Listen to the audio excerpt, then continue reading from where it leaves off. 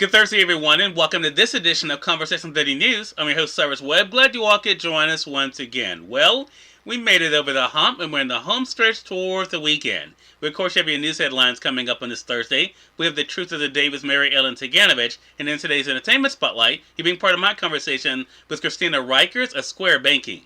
Enjoy today's program. For Conversation 30 News, I'm Cyrus Webb with your Thursday headlines. In Mississippi news, Mississippi COVID-19 deaths reached 9,100 and continue to rise.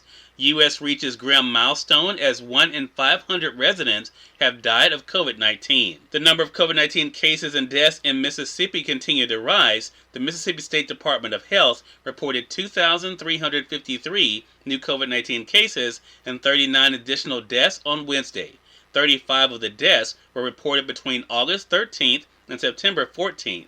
4 of the deaths occurred between September the 5th and September the 8th and were identified from death certificate reports. The state has reported now more than 468,000 cases and 9,100 COVID-related deaths since the pandemic began. This week, statistics show Mississippi is at the top of the list for the most COVID-19 deaths per 100,000 residents in the nation. Most people in the state have lost someone they know, a family member, a friend, someone in their church, said Dr. Mark Horn, president of the Mississippi Medical Association. Horn said the vaccines could have saved thousands of lives. We have the tools to have prevented the deaths, and we've chosen as a group not to do so, Horn said. Also this week, the U.S. reached a grim milestone. 1 in 500 Americans have died from the virus since the nation's first case was reported. As of Tuesday night, 663,913 people in the U.S. have died of COVID-19, according to Johns Hopkins University data.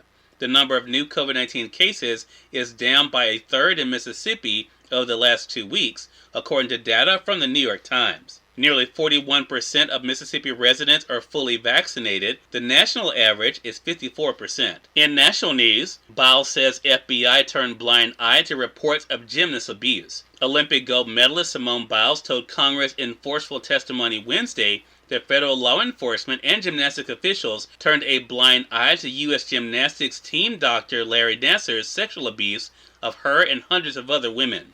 Biles told the Senate Judiciary Committee that enough is enough, and she and 3 other U.S. gymnasts spoke in stark emotional terms about the lasting toll Nassar's crime have taken on their lives. In response, FBI Director Christopher Wray said he was deeply and profoundly sorry for delays in Nassar's prosecution and the pain it caused. The 4-time Olympic gold medalist and 5-time world champion, widely considered to be the greatest gymnast of all time, said that she can imagine no place that I would be less comfortable right now than sitting here in front of you. She declared herself a survivor of sexual abuse. I blame Larry Nassar, and I also blame an entire system that enabled and perpetrated his abuse, Biles said through tears. In addition to failures of the FBI, she said U.S. Gymnastics and the United States Olympic and Paralympic Committee knew that I was abused by the official team doctor long before I was ever made aware of their knowledge. Biles said a message needs to be sent.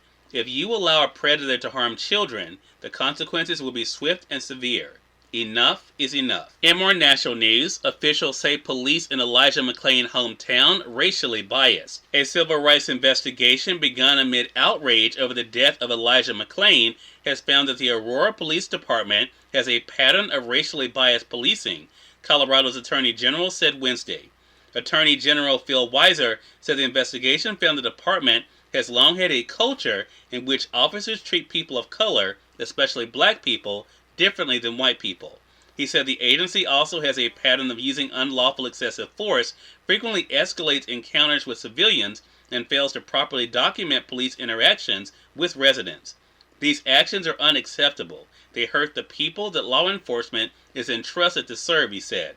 Weiser urged the police department to commit to recommended reforms in police training, its policies on use of force, and especially stricter standards for police stops and arrests. And finally, in the entertainment news, NFL's opening week averages 17 million on television. The NFL's kickoff weekend ended up having the second highest TV ratings for Week 1 over the past 5 seasons. The 16 games averaged 17 million viewers on television and digital properties. That is a 7% increase over last season and nearly equal to 2019, which averaged 17.6 million and remains the highest since 2017. The numbers were likely to increase after last season was played during the pandemic, with empty stadiums presenting a strange viewing dynamic and many people's viewing habits changing. NFL games ranked as a top 6 broadcast for the past week. Nearly 23 billion minutes were viewed, making it the largest Week 1 minutes total since 2016. Cyrus Webb, Conversations Daily News. It's now time for the Truth of the Day with Mary Ellen Ciganovich. Mary Ellen, take it away. Hi, I'm Mary Ellen with your Truth of the Day. Aggression masks your fears. Aggressive behavior is not loving. Therefore, it must come from fear. So when you find yourself becoming aggressive, stop and ask yourself, what fear am I dealing with right now? Are you fearful over your job, money, or any other financial worries? Are you fearful your relationship is breaking up, or you want to break it up and you don't know how to go about it? Are you fearful about your children or other family members? Are you carrying around any fears of any possible illness, either real or imagined? Are you stuck and think there is no solution in sight?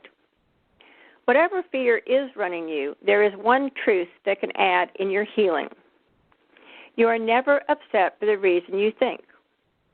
Whatever you think is upsetting is simply your ego's way of trying to protect you. It is not protecting you. It is keeping you away from knowing your truth and knowing your true success in our world. When you find yourself becoming angry, fearful, or aggressive, stop and ask yourself, what am I really upset about? And remember, enjoy the day. Christina Riechers of Ssquare Banking joined me recently on Conversations Live, the radio show, to talk about the lessons learned through the pandemic for small businesses. You'll be hearing part of that in today's Entertainment Spotlight. For Conversations Daily News, I'm Cyrus Webb with Entertainment Spotlight. Christina Riechers of Ssquare Banking joined me recently on Conversations Live, the radio show, to talk about the impact the pandemic has had on small businesses and the lessons we can learn. Here's a bit of our conversation. So as I mentioned, Christina, small businesses have definitely been impacted. I've seen it here in my home state of Mississippi. Talk to us about some of the lessons learned over this past year that small businesses have had to grapple with. There are 3 big ones. And one of the biggest takeaways from the last 18 months is a reminder that small businesses are scrappy and they are resilient. In those early days, we saw restaurants transform into community markets, retailers turn their attention to making cloth masks, and breweries use their equipment to manufacture hand sanitizer. And this really speaks to the tenacity of small business owners. Second lesson, e-commerce is here to stay. COVID accelerated what was inevitable for many businesses, that move to online. And so while some businesses were already on this path, one big trend we saw was that the pandemic made the shift a very immediate need for businesses both large and small. Cash flow became an immediate concern for sellers when restrictions started falling into place. For some, revenue went to zero overnight. At Ssquare, we rolled out solutions like curbside pickup and delivery in those early days, and we saw sellers immediately beginning to use safer methods. Finally, lesson 3, we saw how critical financial services can be for businesses, especially the small ones. PPP was a critical lifeline for numerous small businesses. We were ultimately able to help more than 80,000 small businesses access over $1 billion in relief funds. We have definitely seen a shift, it seems like, in the past several months here, Christina, where things seem to be getting better for not only the economy, but also for entrepreneurs. So what are some steps that entrepreneurs can take now to be able to continue to see successes here? Step 1, as I mentioned, e-commerce went from a nice to have to essential. So if you haven't already, get online. And online looks different for different types of businesses. Cyrus Webb, Conversations Daily News. We thank you all for tuning in to this edition of Conversations Daily News. We'll have to get on tomorrow to wrap up this week. Until then, I'm your host, Cyrus Webb, saying as always, enjoy your day, enjoy your life, enjoy your world. Thank you all for choosing Conversations Daily News today. Let's make it a great one.